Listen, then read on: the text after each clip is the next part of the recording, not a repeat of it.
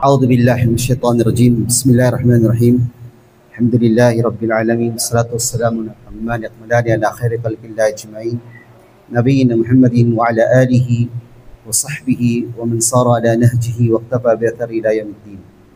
وبعد، السلام عليكم جميعا ورحمة الله وبركاته. Last time natalakay natin ang patungkol sa lolo ng Propeta Muhammad sallallahu alaihi wasallam, si Hashim, na merong anak ng pangalan ay Abdul Muttalib. Talakay natin na si Abdul Muttalib ay pinanganak sa Madina at nalaman ng kanyang tiyo na si Muttalib, na kapatid ng kanyang tatay na si Hashim, ang kanyang pagkakapanganak doon, at tumagal na siya ng 7 o 8 taon bago pa nalaman ng kanyang mga tiyuhin sa Makkah na siya ay ipinanganak. So kinuha siya ni Al-Muttalib, dinala sa Makkah, at di kalaunan ay pumalit sa kanya sa naiwang tungkulin ng kanyang ama. So si Muttalib ay pinalitan niya ang ama ni Abdul Muttalib, at nang lumaki na at nagkaroon na ng sapat na pag-iisip at tamang katayuan sa kanyang buhay bilang mamumuno, ay ibinigay na ni Al-Muttalib sa kanyang pamangkin na si Abdul Muttalib ang tungkuling iniwan ng kanyang ama na si Hashim. So si Abdul Muttalib ay namuno sa Makkah at nagpasimula ng ibang mga gawain at tradisyon na hindi nakilala o hindi nasimulan sa mga naunang ninuno niya, tulad ng pagpapakain ng sarid sa mga nasa Makkah o sa mga nagsasagawa ng Hajj. So si Abdul Muttalib ay nakilala sa kanyang pamumuno bilang inirerespeto, may katayuan sa buhay at may antas sa lipunan, na pinuno ng mga taga-Makkah, nagpapatuloy ng sinimulan ng kanyang mga ninuno, at nakilala sa kanyang pamumuno dahil sa mga kaganapang nangyari sa kanyang pamumuno o sa panahon ng kanyang pamumuno. At kabilang na dito ang tinatawag na pagkawala ng tubig ng Zamzam at ang pagkabalik nito sa kapahintulutan ng Allah subhanahu wa ta'ala, at ganun din ang tangkang pagsakop ni Abraha at pagsira sa Kaaba na siya namang matutunghayan natin sa Suratul Fil. So ang dalawang pangyayari nito ay kabilang sa mga pangyayaring nangyari sa panahon ng pamumuno ni Abdul Muttalib. At natalakay natin yung nakaraan na si Abdul Muttalib ay merong 10 anak. Sa ibang riwaya, sa ibang narration, sinasabi na meron siyang 11 na anak na lalaki, at sa ibang narration naman sinasabi na 13 ng kanyang anak na lalaki. So, ganun pa man, ang dapat natin tandaan dito ay marami siyang anak na lalaki. 11 man ito o 13, ay ang mahalaga dito, marami siyang anak na lalaki at meron din siyang mga anak na babae. So, ang kanyang mga anak na lalaki na naitala sa kasaysayan ay sila Al-Harith, Az-Zubair, Abu Talib, Abdullah, Hamza, Abu Lahab, Al-Ghaidaq, Al-Muqawwim, Dirar, Al-Abbas, at ang iba sinasabi na ito ay meron pang kapatid na tulad ni Abdul Kaaba, meron din Hajla at si Qutaym. Yun ang nasasabi na merong 13 na anak. Iba naman sinasabi na nadoble lang ang pangalan at ang 13 na ito ay nandun din sa 10. Sabihin yung 3 na sobra sa 10 ay nadoble lang ang may pangalan ng 10. So meron din siyang mga anak na babae tulad ni Hakim, Barra, Atika, Safiya, Arwa at si Amima. Ito yung mga pangalan ng mga anak na babae ni Abdul Muttalib. So si Abdul Muttalib ay katulad ng tinalakay natin noong nakaraan, nangako siya sa Diyos-Diyosan na kapag siya biniyan ng 10 anak, yung ika-10 dito iaalay niya. At ginawa niya nga ang ginawa niya. Hanggang sa pinigilan siya ng mga Quraysh na sa katuparan ang kanyang nadar. Kaya't naman ay pinagpilian si Abdullah at ang 10 kamilyo. So tuwing itataas nilang palaso o kukunin kung saan ang aayunan ng palaso, ang lumalabas dito ay ang pangalan ni Abdullah. At tinulit nila ito ng 10 beses at ang lahat ng ito ay lumalabas ang pangalan ni Abdullah. Lalabas ang pangalan ni Abdullah at sabi ng mga Quraysh ay si Abdullah ay papalit sa 100 kamilyo. Kasi 10 times, 10 beses na inulit yung pagsang-ayon sa pamamagitan ng palaso at pangalan ni Abdullah ang lumalabas. So dahil hindi kinatay si Abdullah o hindi inialay, siya ay pinalitan ng 100 kamilyo. At sabi ng Propeta Muhammad sallallahu alaihi wasallam, ako ay anak ng inialay, 2 inialay. Ako ay anak ng 2 inialay. Anak siya o kabilang siya sa salinlahi ni Propeta Ismail alayhi salam at ang kanyang tatay ay kabilang sa inialay ng kanyang lolo. So, si Abdullah ay kamahal-mahal kay Abdul Muttalib. Kamahal-mahal siya kay Abdul Muttalib. Kumbaga, hindi naman siya sinasabi natin may favoritism. Pero, makikita na itong tao na to ay hindi pambihira dahil nga mismong tatay niya gusto siyang ialay bilang pagtugon o pagtupad sa nadar o sa binitawan niyang pangako sa Allah subhanahu wa ta'ala. So hindi sila Muslim pa o hindi umiira lang Islam sa panahon na yon, pero yung pagtupad nila sa kanilang pangako ay kilala sila doon. Ito ang talakay natin ng mga nakaraan ng mga Arab ay kilala sila sa pagtupad ng kung ano ang kanilang ipinangako. Kumbaga, kahit na sa panahon sila ng kamangmangan at sumasamba sa rebulto, bukod pa sa Allah subhanahu wa ta'ala ay kinilala sila sa kanilang magandang pag-uugali at ilan dito ay ang pagtupad sa kanilang binitawang pangako. Sabihin, pag nangako sila, tutupadin nila yon kahit ng kapalit ay buhay. Tutupadin nila yon kahit ng kapalit ay buhay. Ang pangalan ng nanay ni Abdullah ay Fatima, na anak ni Amru ibn Aid ibn Imran ibn Makhzun ibn Yaqada ibn Murrah. So ito yung lolo ng Propeta Muhammad sallallahu alaihi wasallam na siya namang nanay ng kanyang tatay. Nanay ng kanyang tatay. At si Abdullah ang itinuturing na isa sa mga mainam na anak ni Abdul Muttalib. Tinuturing sa isa sa mga mainam na anak ni Abdul Muttalib at itinuturing siyang pinakakamahal-mahal sa kanya. At ganun din ang itinuturing siya na anak na inialay. Anak ni inialay. So katulad nga ng sinabi natin ay kung paano siya inialay ay katulad ng ipinaliwanag natin kanina. So si Abdul Muttalib nang lumaki ng kanyang anak na si Abdullah, pumili siya ng mapapangasawa nito. Pumili si Abdul Muttalib ng mapapangasawa ni Abdullah. Si Abdullah, tatay ng Propeta Muhammad sallallahu alaihi wasallam. At si Abdul Muttalib, namili siya ng pinakamainam na babae sa hanay ng mga kababaihan sa Quraysh, katayuan at tribu. Sabihin siya, yung nanay ni Propeta Muhammad sallallahu alaihi wasallam na si Amina ibn Wahab ay kabilang sa pinakamainam na kababaihan sa panahon na yon, sa lugar na yon, katayuan at tribu. Sabihin, sa katayuan sa buhay, mainam. Sa katayuan sa tribu, mainam din. Dahil ang kanyang biyanan na si Abdul Muttalib ay hindi pipili ng para sa kanyang kamahal-mahal na anak. Maliban lang sa pinakamainam na kababaihan sa panahon na yun. So ang kanyang pinili ay si Amina bintu Wahab ibn Abdul Manab ibn Zuhra ibn Kilab. So si Amina bintu Wahab ay kabilang sa pinakamainam na kababaihan sa panahon na yon sa tribo ng Quraysh at sa katayuan sa buhay. Ang kanyang tatay ay kilala at kinikilala sa tribo ng Zahra at kilala sila bilang may katayuan sa buhay. Pinakasal ni Abdul Muttalib ang kanyang anak na si Abdullah kay Amina sa Makkah.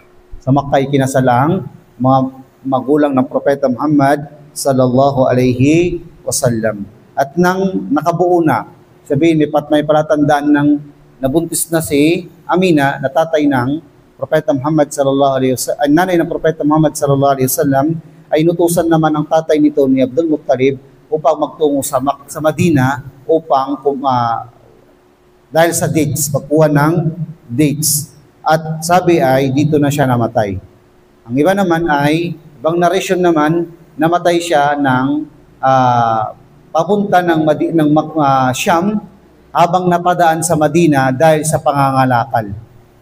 So, ang punto dito, ano man ang naging kapalaran ng tatay ng Propeta Muhammad sallallahu alaihi wasallam, namatay siya habang hindi pa pinapanganak ang Propeta Muhammad sallallahu alaihi wasallam. Namatay siya sa Madina dahil sa pagkuha ng dates, o kaya namatay siya sa pagdaan sa Madina patungo sa Sham dahil naman sa pangangalakal. So, sa dalawang yun ang piliin ay ito ay narration sa pagitan ng mga scholar. So, parehas sila nakakasundo na namatay ang Propeta Muhammad sallallahu alaihi wasallam sa Madina. Magkakaibang kaparaanan o kadahilanan ng pagtungo sa Madina dahil ba sa pagkuha ng dates, o kaya naman napadaan lamang sa Madina papunta ng Sham dahil siya ay mangangalakal. At dito na nga siya nilibing sa Nabigha al-Ja'di.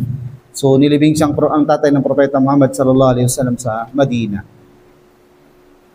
At ang edad niya sa panahon na yun ay 25 years old pa lamang si Abdullah, na tatay ng Propeta Muhammad sallallahu alaihi wasallam, nang ito ay namatay. Nalaman o pinarating kay Amina ang pagkamatay ng kanyang kamahal-mahal na asawa, at labis niyang dinamdam ang pagkamatay ng kanyang asawa. O hindi rin nagtagal ang pagsasama ni Amina, na nanay ng Propeta Muhammad sallallahu alaihi wasallam, at ang tatay ng Propeta Muhammad sallallahu alaihi wasallam na si Abdullah. Namatay ang tatay niya sa edad na 25 years old habang nasa sinapupunan ng Propeta Muhammad sallallahu alaihi wasallam, at ang kanyang asawa na si Amina ay labis ang pagdaramdam sa kanyang pagkamatay. So, Propeta Muhammad sallallahu alaihi wasallam ay pinanganak sa tribo ng Hashim sa Makkah. Umaga ng Lunes,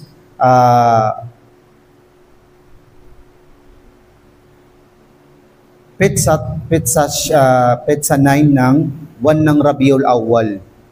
Sa panahon na kung saan nangyari ang panahon ng Amul Fil. Sabihin panahon o taon kung saan tinangka ni Abraha na sirain ang Kaaba sa pamamagitan ng 60,000 na kawal at 13 o 9 na elepante. So yung taon na kung saan nangyari ang paglipol ng Allah subhanahu wa ta'ala sa hukbo ni Abraha, yung taon din na yon pinanganak ang Propeta Muhammad sallallahu alaihi wasallam sa panahon sa buwan ng Rabi al-Awwal. So may mga pagkakaiba ng narration kung kailan pinanganak ang Propeta Muhammad sallallahu alaihi wasallam, kung anong date, at nagkakasundo sila kung anong buwan sa Rabiul Awwal, pero yung date ay nagkakasundo na hindi, may pagkakaiba ng opinion.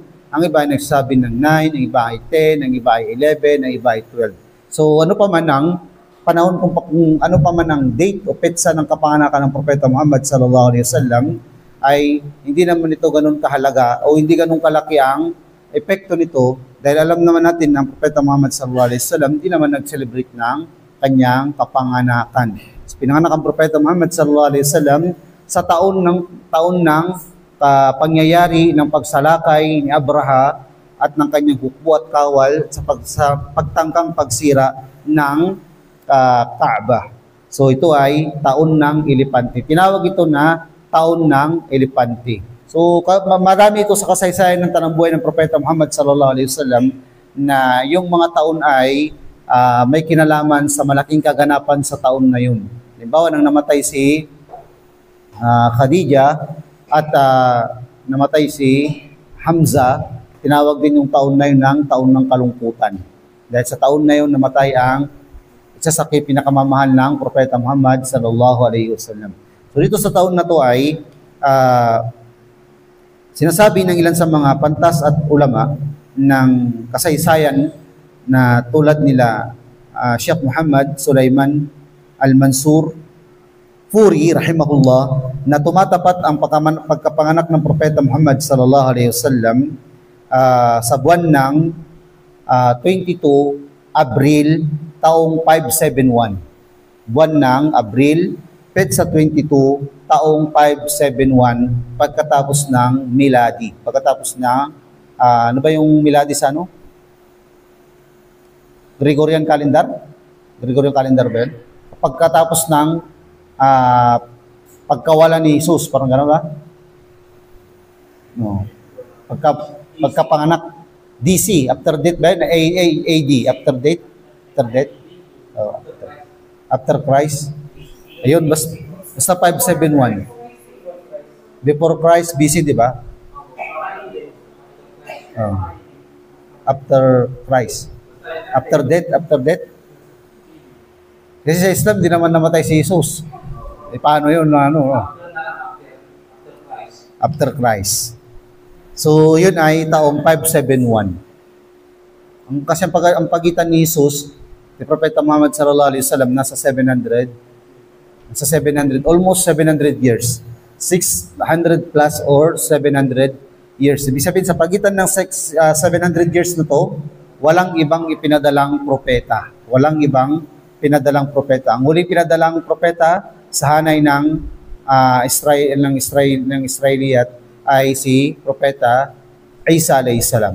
After nun ay ang sumunod na propeta ay sa hanay naman ni Ismail alayhi salam, at ito ay sa hanay ng mga Arabo pagkalipas ng almost 700 years.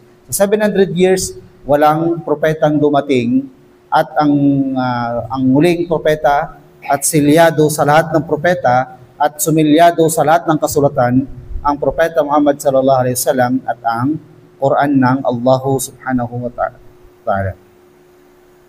Iniulat sa Musnad ni Imam Ahmad na sinalaysay ni Ibn Sa'ad ng Propeta Muhammad sallallahu alaihi wasallam, ang nanay niya na si Amina, sabi niya ay, nang ipanganak ko ang aking anak, si Muhammad, ay lumabas sa akin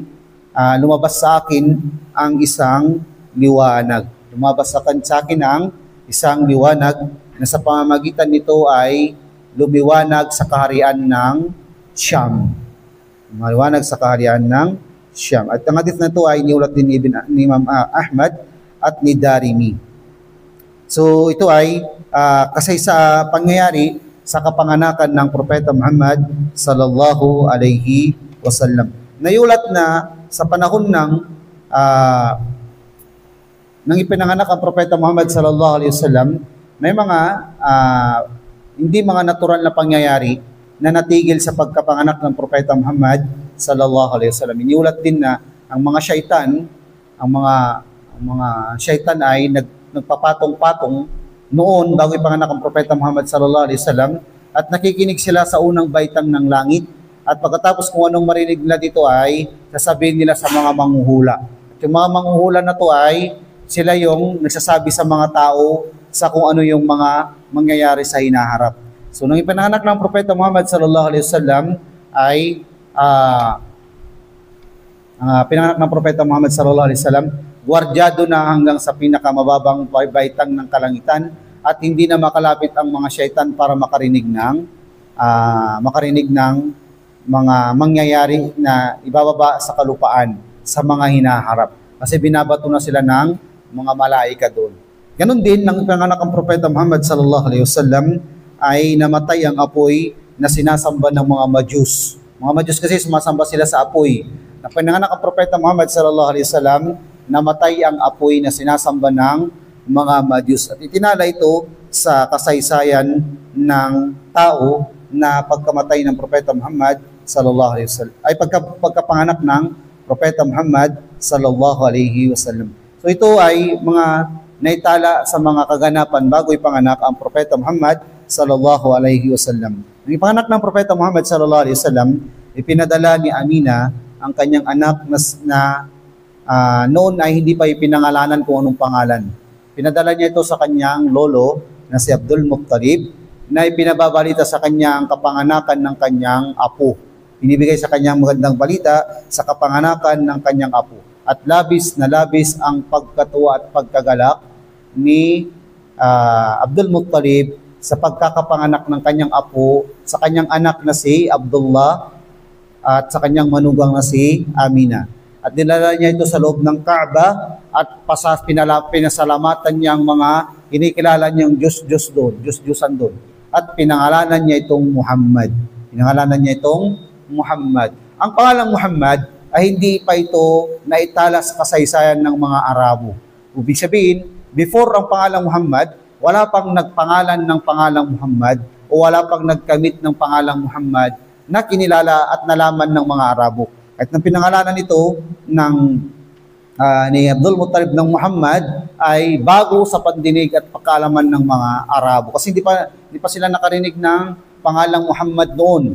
At wala pang pinangalan ng pangalang Muhammad noon. At sinabi na sa ikapitong kapanganakan, pag-araw ng kapanganakan ng Propeta Muhammad sallallahu alaihi wasallam ay tinuli na rin siya. Tinuli na rin siya. Tinuli siya ng kanyang lolo na si Abdul Muttalib na tinuli ang Propeta Muhammad sallallahu alaihi wasallam. Ang ibang narration binabanggit na tuli na ang Propeta Muhammad sallallahu alaihi wasallam nang ipinanganak. Tuli na nang pinanganak ang Propeta Muhammad sallallahu alaihi wasallam. Although ang iba sa mga ulama ay sabi na walang malinaw na katibayan ukol doon. Sinabi yan Ibn al-Qayyim sa Zadul Ma'ad. So natuli man o hindi, ang mahalaga dito ay yung kaalaman na maring naturi ang Propeta Muhammad sallallahu alaihi wasallam bago siya tuli na ang Propeta Muhammad sallallahu alaihi wasallam bago ipinanganak o tinuli siya ng kanyang lolo sa ikapitong araw. Ito kasi yung ginagawa sa akika, sa ikapitong araw ng kanyang pagkakapanganak ng bata ay itinatayo sa kanyang ilan sa mga tungkulin tulad ng pagbibigay ng pangalan, pagtatayo ng akika sa lalaki, at pagpapatuli, kung pwede nang tuliin, kasi ang mga, sa Middle East, sa mga bata, tinutuli sa murang edad. Tinutuli na sila sa murang edad. So, mas mabilis yun, mas magaan, at hindi pa nila ulit mararamdaman kasi nasa murang edad pa lang sila ng ganong kalagayan.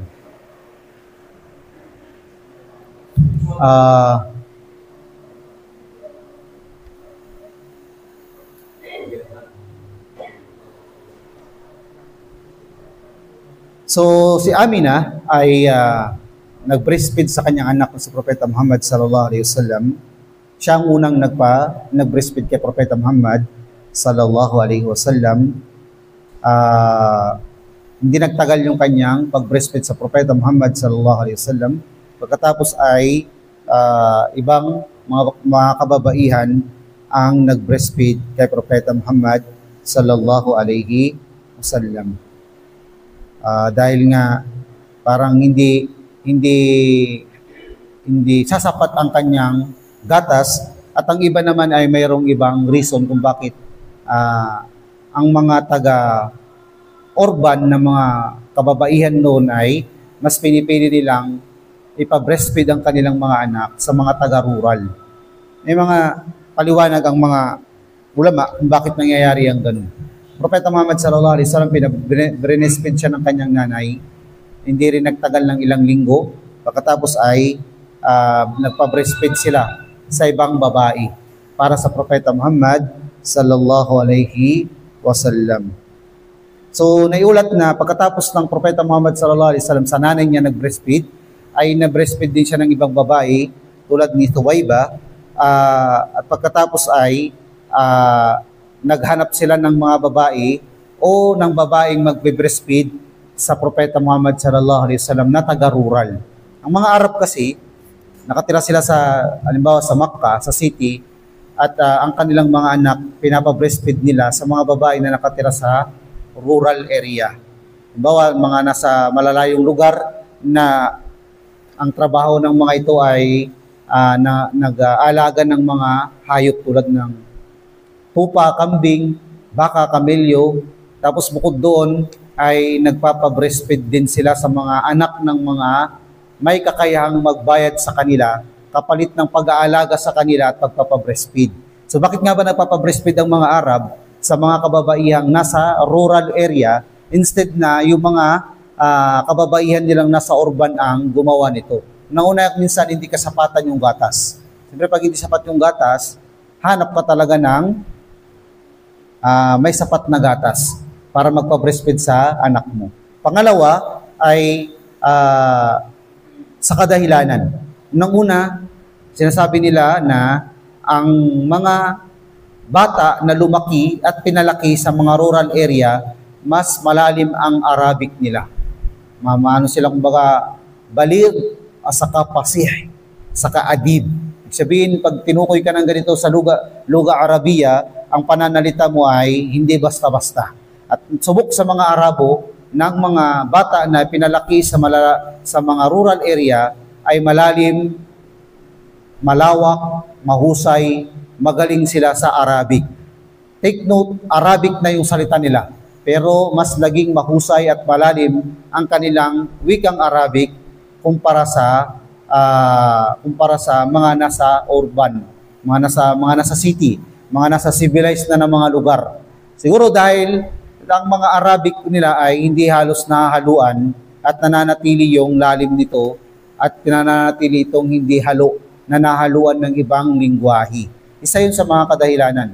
Pangalawang kadahilanan kung bakit ang mga Arab ay nag-hire sila ng mga kababaihan para magpa-breastfeed sa mga anak nila dahil gusto nila yung mga anak nila ay lumaking malusog, masigla, ma-adapt nila yung paligid nila. Kasi nga, kumpara ang buhay sa rural at sa city, hindi malayo na medyo magaspang ang buhay sa rural.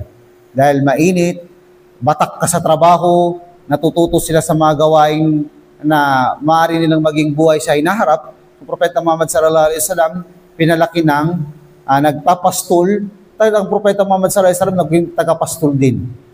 Naging tagapastol din ng mga tupa at kamelyo. At nahasa sila sa kapaligiran at ang katawan nila na-adapt ang environment kung saan sila tumira. Siyempre kapag tumira tayo halimbawa sa lugar ng mga mainit ay kayang dalhin ng katawan natin kahit gaano kainit. Halimbawa kung pinalaki ka ng isang farmer, ay batak ka pagdating sa bukid. Diba? Kumbaga kayang-kaya mong makipagsabayad sa kalabaw. Kung yung kalabaw kaya mo rin. Diba?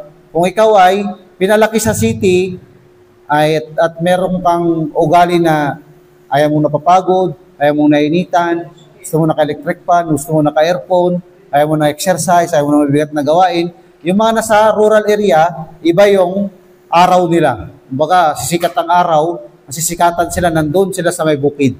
Lulubog yung araw, nandun pa sila sa bukid. Yung mga nasa city ay, iba yung iba yung lifestyle, kinakain, iba yung pang-araw-araw na gawain, kumbaga sa mga nasa rural area. So ito yung ilan sa mga binanggit ng mga ulama. Bakit mas pinipili ng mga Arab na palakihin ng kanilang mga anak sa rural area? Pagkatapos ibabalik sila sa kanilang mga magulang na bihasa sila sa pagsasalita ng Arabic at meron silang kakayahang mamuhay sa kung ano ang maabutan nila. Kasi yung adaptation ng katawan nila ay mabilis na mag-adjust. Sinasanay sila sa kung ano ang meron doon.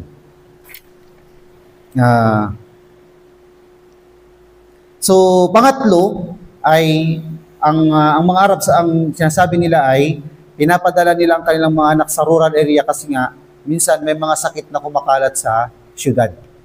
May mga sakit na kumakalat sa syudad, iwas yung mga anak nila kung nangyari yung pangyayari na yun. Kasi sa syudad, dikit-dikit, sa kalapit-lapit ng mga bahay. Sa rural area, layo-layo at iilan ang mga tao. So, kung may sakit na kumakalat sa city at sa urban ng mga area, ay hindi maapektuhan gano ang mga nasa rural area kasi nga nasa malalayo silang lugar. So, Propeta Muhammad sallallahu alaihi wasallam ay pinasuso ng isang babae nagngangalang Halima bintu Abi Duwaib.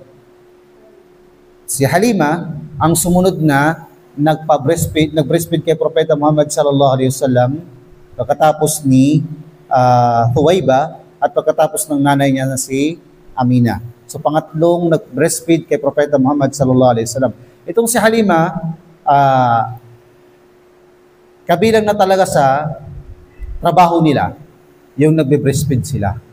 Nagbe-breastfeed sila ng mga bata. So ang mga katulad ng mga kababaihan galing sa rural area, pupunta sila ng Makkah, maghanap sila ng mga bata na may kaya yung pamilya na pwedeng i-breastfeed yung kanilang mga anak. Sabi niya, yung kwento ni Halima, bago sila pumunta ng Makkah, wala halos naman na yung breastfeed niya. Hindi, halos kunti na lang yung gatas. Tapos yung sinasakyan nilang asno, makupad pa. Payat na nga, makupad pa. Tapos wala silang kasiguraduhan kung sinong madadatnan nila dun sa Makkah na babayaran sila kapalit ng pagtayo bilang pangalawang nanay at magbe-breastfeed sa kanila. So sabi niya, nang dumating kami sa Makkah at may mga bata doon, kabilang sa mga bata doon ay si Propeta Muhammad sallallahu alaihi wasallam. Walang gustong kumuha kay Propeta Muhammad sallallahu alaihi wasallam. Kasi nga, ang Propeta Muhammad ay ulila. Ulila ang Propeta Muhammad sallallahu alaihi wasallam, yatim. Sabihin kasi ng yatim, namatay ang tatay. So, ang term na yatim o ulila, ginagamit ito kapag patay ang tatay. Kasi nga, patay na ang provider. Patay ang provider ng pamilya. So, yung nanay, mahirapan siya mag-provide para sa anak niya. So, kaya tinatawag na yatim. So, ang Propeta Muhammad sallallahu alaihi wasallam ay isang yatim o isang ulila. Patay ng kanyang tatay bago pa lang siya ipinanganak. At sabi nga ni Halima ay walang magkagustong magpa-breastfeed kay Propeta Muhammad kasi nga ulila. So, pag sinabing ulila, baka hindi mabayaran yung monthly dues o ano ba ang tawag doon. Walang pagbayad. Walang pagbayad kasi yung mga tao, yung mga babae na katulad ni Halima bintu Duwaib ay namumroblema sila kasi paano yun? Kung patay yung tatay, sino magbibigay ng pangtustos sa kanyang anak? So, sabi niya, dahil walang kumuha kay Propeta Muhammad, kinuha na lang niya. Kinuha na lang niyang si Propeta Muhammad sallallahu alaihi wasallam. Hindi siya first choice. Parang last choice. Wala na. Low choice na siya, di ba? So, dahil nga, malayo pa yung pinanggalingan nila, alangan naman uuwi sila na walang dala. Yung purpose ba't sila pumunta doon para kumuha ng bata na sa pamamagitan nito, magkakaroon sila ng kunting income. Siyempre, babayaran sila kapalit ng pagpapabreastfeed sa mga bata. Pero dahil wala nang kukuha doon at talagang nilalagpasan lang siya ng mga babae at wala na ring choice, kinuha na niya si Propeta Muhammad sallallahu alaihi wasallam. So, hindi siya yung first choice talaga. Pero dahil no choice, yun na lang. Uuwi na lang siya nakasama ang Propeta Muhammad sallallahu alaihi wasallam. So doon palang kawawa talaga yung Propeta Muhammad sallallahu alaihi wasallam. So sabi ni Halima, nang makuha namin ang Propeta Muhammad sallallahu alaihi wasallam, nagkaroon na ng kasunduan, umuwi na rin sila sa kung saan sila tumutuloy. Pero nandun na nga nagsimula yung kababalaghan. Hindi misteryoso kumbaga. Kasi pag kababalaghan parang masama eh. Misteryoso na lang para gamitin natin yung term na So sabi niya, nung pauwi na kami, yung asno na sinasakyan namin, yung sinasakyan namin na payat na mabagal, mabilis na pauwi.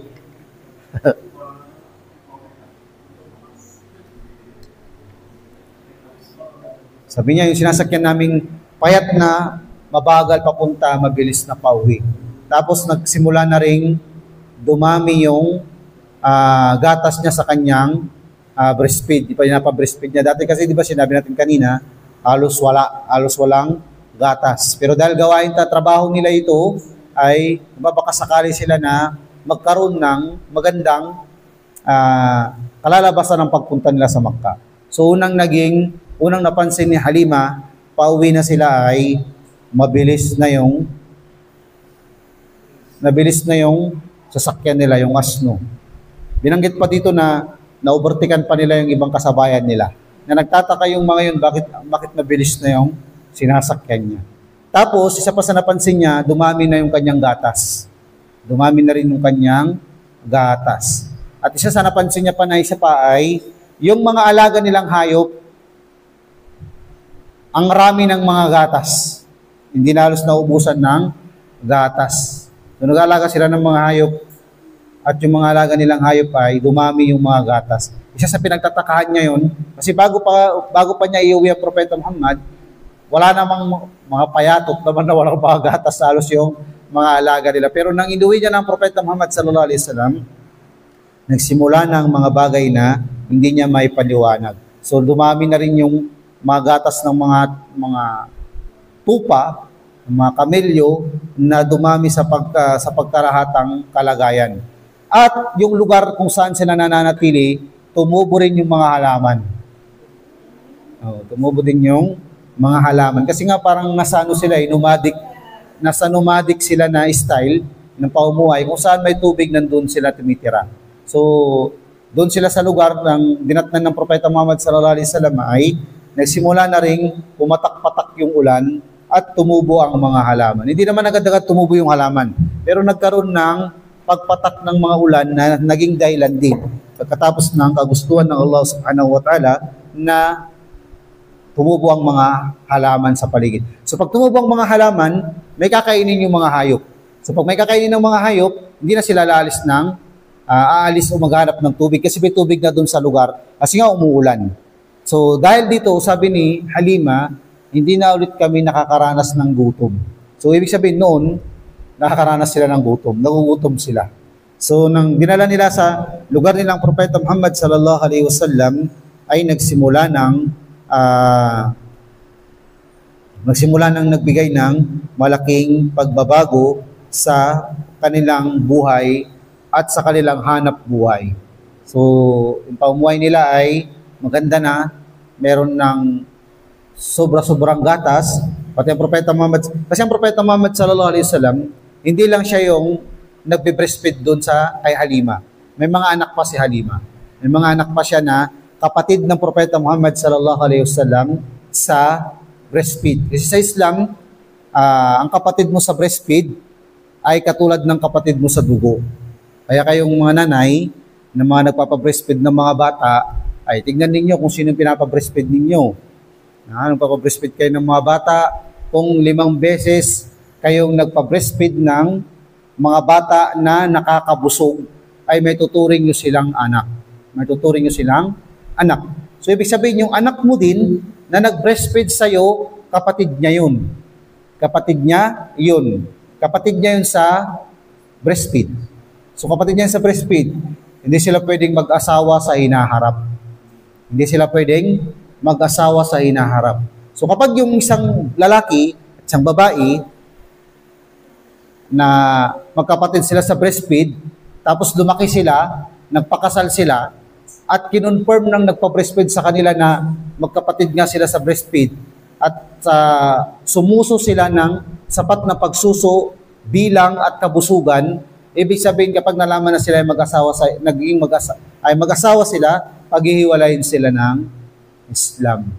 So yung mga anak ninyo, tignan ninyo kung sino yung binibreastfeed niyo kasama ang anak ninyo, lalo na kung ito ay babae, yung anak niyo ay lalaki, yung anak ninyo ay babae, o kaya yung binibreastfeed ay lalaki. Kasi may alituntunin ito sa Islam. So ang Propeta Muhammad sallallahu alaihi wasallam,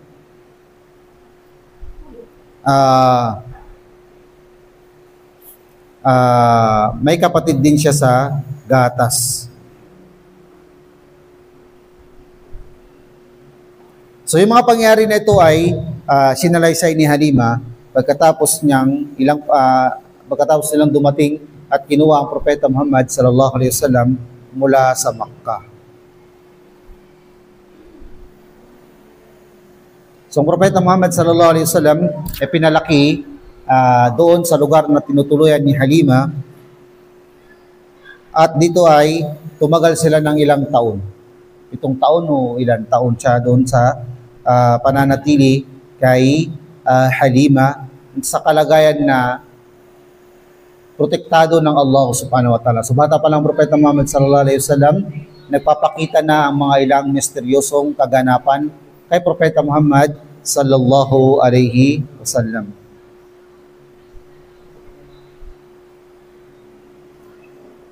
So, sa ikaapat na taon ng pagkapanganak ng Propeta Muhammad sallallahu alaihi wasallam ay may pangyayaring nangyari sa buhay ng Propeta Muhammad sallallahu alaihi wasallam. Ito yung biniyak yung kanyang dibdib at kinuha dito yung kulay itim na bagay na kung saan ang itim na bagay na to ay dito yung pinamamahayan, pinananatili ni Shaitan. So, sinalay sa ito na ang Propeta Muhammad sallallahu alaihi wasallam naglalaro kasama ang mga bata nang dumating sa kanya ang isang lalaki, o dalawang lalaki. At ang Propeta Muhammad sallallahu alaihi wasallam ay kinuha siya ng dalawang lalaki na to habang naglalaro kasama ang mga bata at biniyak ang kanyang dibdib. At pagkatapos may kinuha dito na maliit na bagay at pagkatapos hinugasan ito ng tubig ng Zamzam, pagkatapos ay ibinalik. Nakita ito at nasaksihan ito ng mga bata at sinabi nila ito kay Halima. At nang matakna nilang tumakbo ang mga bata kay Halima at pinuntahan ni Halima ang Propeta Muhammad sallallahu alaihi wasallam, ay nakatulala pa ito na parang wala sa sarili niya. Kasi sinasabi nila na si Muhammad ay pinatay. Pinatay na si Muhammad, kaya naman dali-daling pumunta si Halima upang puntahan kung anong nangyari kay Propeta Muhammad sallallahu alaihi wasallam. So natagpuan nila ito na ang kanyang mukha ay nagbago ang kulay, ang kanyang itsura ay hindi may larawan, at ang kanyang dibdib ay may bakas ng tahi. So sa mga panahon na yun ay napaka-imposible sa teknolohiya na magkaroon ng ganitong uri ng tahi sa dibdib ng tao. Sa ganung kabilis na sitwasyon at pangyayari. Kasi nang kinuha mo ng dalawang lalaki, si Propeta Muhammad sallallahu alaihi wasallam, at hiniwalay siya sa mga kasama niya, ang mga bata tumakbo at tinawag si Halima. Tinawag sila. So, nakita pa nila yung pangyayari na kung saan ang Propeta Muhammad sallallahu alaihi wasallam ay biniyak ang kanyang dibdib, may tinanggal na maliit na bagay na kulay itim, pinamumuhayan ng Shaitan sa puso ng isang tao, at pagkatapos sinugasan ang puso niya ng Zamzam at ibinalik sa dibdib niya at tinahi. At wala nang nakitang lalaki na nakatayo doon pagdating ni Halima. Ganun kabilis yung pangyayari. So, si Propeta Muhammad sallallahu alaihi wasallam, ang kanyang katayuan nang matagpuan siya ni Halima na nagsisigaw at tinatawag ang kanyang asawa dahil sinasabi ng mga bata, pinatay na si Muhammad. Nang matagpuan na si Propeta Muhammad, iba yung kanyang kulay, tulala ang kanyang itsura at may bakas ng tahi sa kanyang dibdib. So ito ay nangyari na kinatatakot ni Halima. Dahil lang nangyari ito, natakot si Halima sa nangyari sa Propeta Muhammad sallallahu alaihi wasallam, kaya't naman ay nagpasya na siya na isauli si Halima sa kanyang nanay. Sauli na lang, delikado. Baka ano pang mangyari sa kanya ay managot si Halima. Lalo na yung lolo nun ay kilala sa Bakkat, ang kanyang pamilya ay kilala. So, ibinalik nga ni Halima si Propeta Muhammad sallallahu alaihi wasallam kay Amina, at si Amina ay nasa kalagayan pa rin ng pagdadalamhati sa pagkamatay ng kanyang asawa.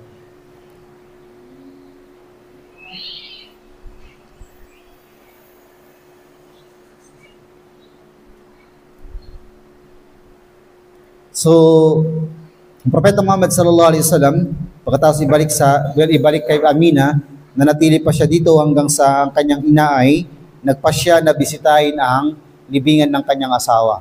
So, sa Madina, nagpasya si Amina na bisitahin ang libingan ng kanyang asawa sa Madina, at siya ay lumikas mula sa Makkah papunta ng Madina sa kalayuan ng 500 kilometers. Ang Makkah kasi papunta sa Madina, nasa 500 kilometers din yun. Anong kalayo? 500 kilometers. So, kasama niya ang Propeta Muhammad sallallahu alaihi wasallam, at kasama niya ang isa pang servant niya. nanatili sila sa Makkah, ay nanatili sila sa Madina ng ilang buwan, at nang pabalik na sila mula sa Madina papunta ng Makkah, doon na rin namatay si Amina. Doon na rin namatay ang nanay ng Propeta Muhammad sallallahu alaihi wasallam. So ang Propeta Muhammad sallallahu alaihi wasallam, wala pa siyang 10 taong gulang, patay na literal ang kanyang mga magulang. So sinasapunan pa lang ng kanyang ina, patay ng kanyang tatay, at hindi pa siya umabot ng 10 taon mula ng kanyang pagkapanganak ay namatay na rin ang kanyang nanay. So ang Propeta Muhammad sallallahu alaihi wasallam namatay, pinanganak siya na yatim o ulila, at hindi pa siya umabot sa 8 gulang, ulilang-ulila na talaga ang Propeta Muhammad sallallahu alaihi wasallam. At nang bumalik sila sa Makkah, ay binalik na rin siya sa kanyang lolo na si Abdul Muttalib. So si Abdul Muttalib ay sobrang nalulungkot sa pagkamatay ng kanyang manugang at sa agarang pagiging ulila ng kanyang apo. At labis na labis ang kanyang pagkalungkot, lalo na kamahal-mahal para sa kanyang anak na si Abdullah. So kamahal na mahal sa kanya yun, at naiwan sa kanya yung bunga ng nagmamahalang anak niya at kanyang manugang, si Abdullah at si Amina. So yung habag ng lolo sa kanyang apo ay kalagayang hindi may papaliwanag. Ito Propeta Muhammad sallallahu alaihi wasallam, nahabag siya sa mga bata na mga ulila, lalo na yung mga ulilang mga bata. At ang Propeta Muhammad sallallahu alaihi wasallam ay nahabag lalo na sa mga bata at sa mga ulila. Kahit ang Propeta Muhammad sallallahu alaihi wasallam sa kanyang kalagayan ay hindi talaga pag-isipan ng tao na ang Propeta Muhammad sallallahu alaihi wasallam, dahil sa kanyang magulang umano pa man, kaya umangat sa kalagayan sa buhay o ano pa man. Kasi walang may susumbat sa kanya na dahil ang kanyang nanay, ang kanyang tatay ganito ganon, ang kanyang nanay ay kilala sa mga hanay ng kababaihan, pinakamainam sa Makkah, o ang kanyang tatay kamahal-mahal kay Abdul Muttalib. Hindi pwedeng isumbat yun ng sino man kay Propeta Muhammad sallallahu alaihi wasallam. Kasi yung bata na to, yung tao na to na magkakaroon ng malaking obligasyon sa hinaharap ay ipinanganak na ulila, lumaki na ulila, at wala pa sa 8 gulang ulilang tunay na talaga siya. Walang nanay, walang tatay, nasa lolo nakatira, at nandun siya kay Abdul Muttalib. So, si Propeta Muhammad sallallahu alaihi wasallam, kahit ganito ang kalagayan niya, meron siyang katayuan sa kanyang lolo. So, si Propeta Muhammad sallallahu alaihi wasallam ay nakaupo kung saan nakaupo ang kanyang lolo. So, kung nakaupo siya sa may Kaaba, nandun din ang Propeta Muhammad sallallahu alaihi wasallam. So, ang Propeta Muhammad sallallahu alaihi wasallam ay kung ano ang meron sa kalagayan ng mga anak ni Abdul Muttalib, nandun din ang Propeta Muhammad sallallahu alaihi wasallam. So, anak ba siya ni Abdul Muttalib? Hindi. Pero apo siya. Pero yung kalagayan niya, sa kalagayan ni Abdul Muttalib ay itinuturing siya na kamahal-mahal na apo. Kasi kung saan nakaupo si Abdul Muttalib sa Makkah, sa Kaaba, nakalinong siya sa Kaaba, nakalinong din ang Propeta Muhammad sallallahu alaihi wasallam. At kung saan umuupo ang kanyang mga anak, ay doon din umuupo si Propeta Muhammad sallallahu alaihi wasallam. No.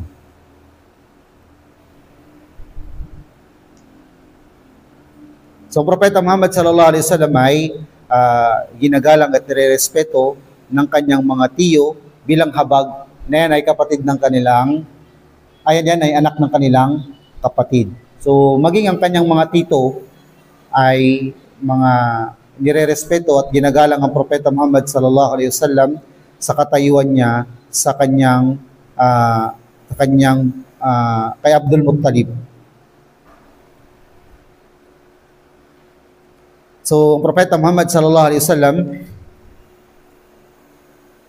nang umabot siya sa edad na 8, na maalam na rin ang kanyang lolo, na si Abdul Muttalib.